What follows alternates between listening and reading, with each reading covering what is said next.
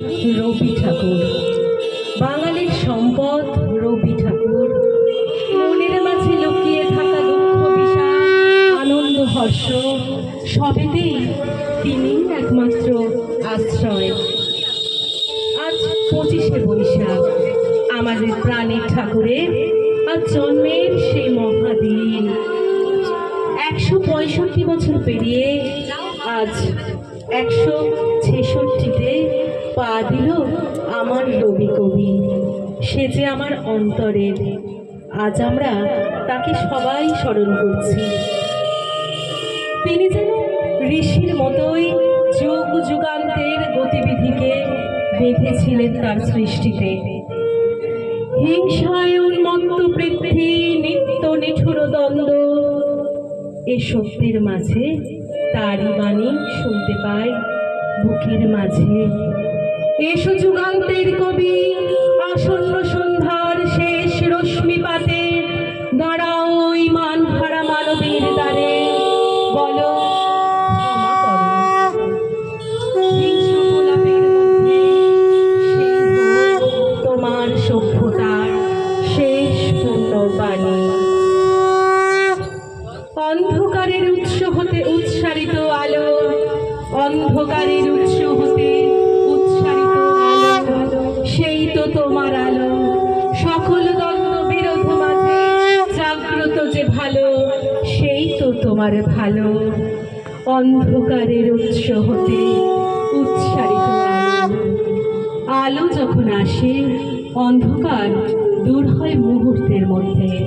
তাই তো তিনি বলেন, রাত্রি হলো ভোর, প্রভাতের রৌদ্রে লেখা লিপিখানি হাতে করে আনি, দ্বারে আসি দিল ডাক 25শে বৈশাখ।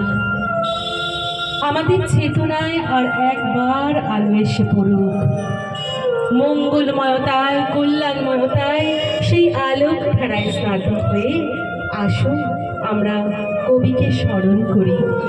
প্রদীপ প্রজ্বলনের মধ্যে দিয়ে চেতনার উদ্বোধনে আমরা আজ একত্রিত, এবং উদ্বোধনী সঙ্গীতের মধ্যে দিয়ে আমরা এই প্রাঙ্গণকে পবিত্রতায় এবং মঙ্গলময়তায় ঋদ্ধ করছি।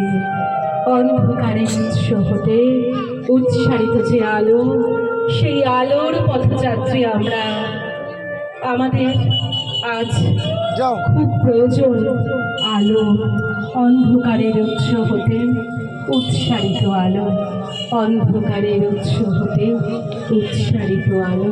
সকল দ্বন্দ্ব বিরোধ মাঝে জাগ্রত যে ভালো, অন্ধকারের উৎস হতে উৎসারিত আলো।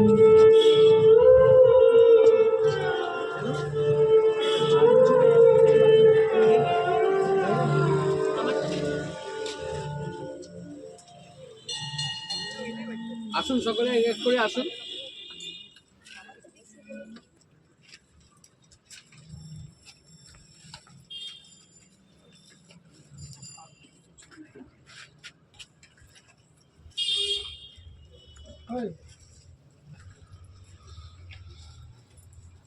একে একে আমাদের সমস্ত ছাত্রছাত্রীদের অনুরোধ করছি একে একে চলে আসার জন্য। আমরা তাদের তারা পুষ্পার্ঘ দিয়ে শ্রদ্ধা জানাবেন বিশ্বকবিকে। অন্ধকারকে দূর করে সেই আলোক পথের যাত্রী আজ আমরা প্রত্যেকে। এই প্রাঙ্গণ মাঝে, এই ছাদ বাগানের মধ্যে আজ আমরা যারা উপস্থিত রয়েছি, আমরা প্রত্যেকে কবির চরণে নত বিনম্র চিত্তে আমরা রয়েছি এবং কবিকে এই শ্রদ্ধা জ্ঞাপন করছি। আমরা প্রত্যেকে জানি রণরক্ত সফলতা সত্য, তবে শেষ সত্য নয়। কবি বলে গেছেন, সভ্যতার শেষ পুণ্যবাণীটি ক্ষমা করো। আমাদের চিত্তে আমরা প্রেম, অসীম ক্ষমা, ভালোবাসার সেই মহামন্ত্রকে, সেই উজ্জীবনী মন্ত্রকে চিত্তে ধারণ করে আজ আমরা আগুয়ান হচ্ছি পথে। আমরা জানি এই জয় মানবতার, আমরা জানি